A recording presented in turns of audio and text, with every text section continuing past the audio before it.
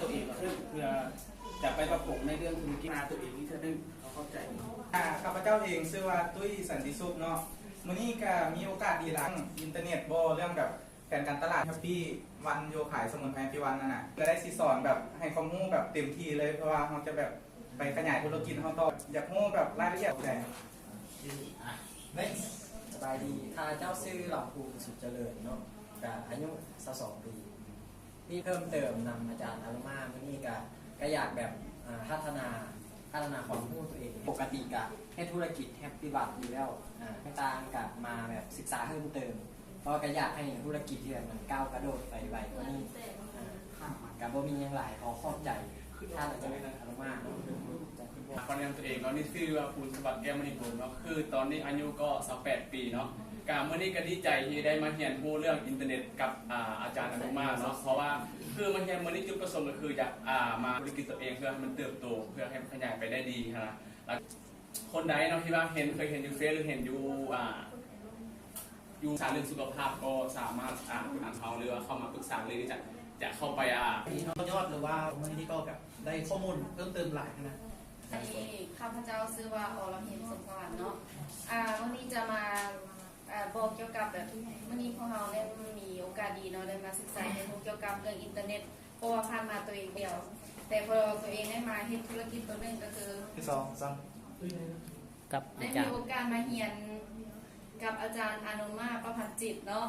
เพิ่นกับบอกกับเรื่องอินเทอร์เน็ตเรื่องการตลาดแผนการตลาดทุกอย่างบอสิต่อไปดิ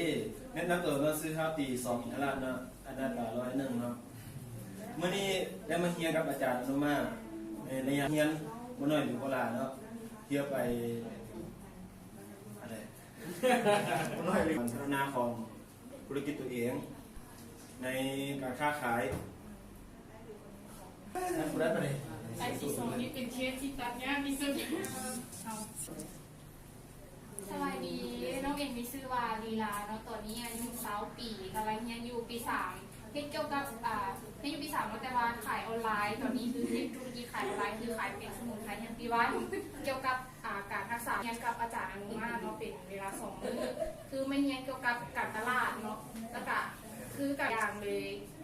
เกี่ยวกับการตลาดนั้นแล้วก็เขาสามารถไปปรับปรุงกับ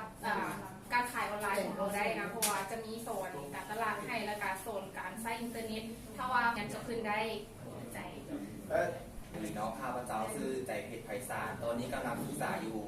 วิทยาลัยเทคนิคภาษาของนอกเรียนปี 3แล้วเกี่ยวกับ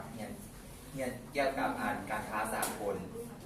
ก็ได้ตอนนี้ก็ได้เฮ็ดธุรกิจออนไลน์ไปนำก็คือขายสมุนไพรแฮปปี้วันเมื่อนี้ก็ได้มาเรียนเกี่ยวกับเหตุการณ์ตลาดและก็ระบบอินเทอร์เน็ตที่สนใจ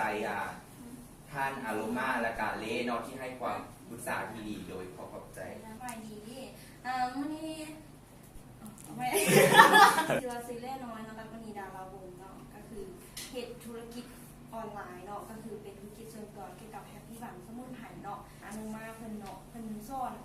ได้ดีได้เส้นของมูลตัวนี้เขาสามารถเอาไปปรับใช้ในธุรกิจของเขาได้เลย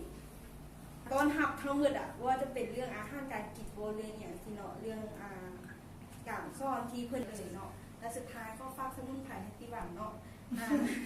เพราะว่าผู้ใดอยากมีสุขภาพดีเนาะกินแฮปปี้บันกันไปดีก่อนเจ๊สบายดี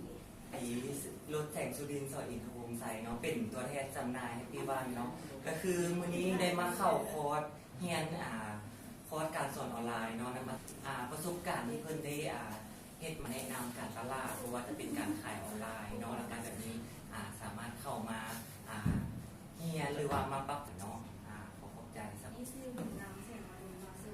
น้ำตุ๋นเนาะนี่ก็ได้มาเรียนนำอาจารย์อนุมาอรุณเนาะอนุมา1 2 3สบายดีวันนี้ก็มาเรียนนำอาจารย์นำธุรกิจตัวนึงเราดูสมุนไพรที่ขายออนไลน์นำกับเอาไปปรับปรุงนะที่ว่าเพิ่นสอนมาหรือว่าอันไหนมาที่ว่าเรียนหรือว่าเขาเก็บข้อมูลไว้ที่ว่าเป็นสอนให้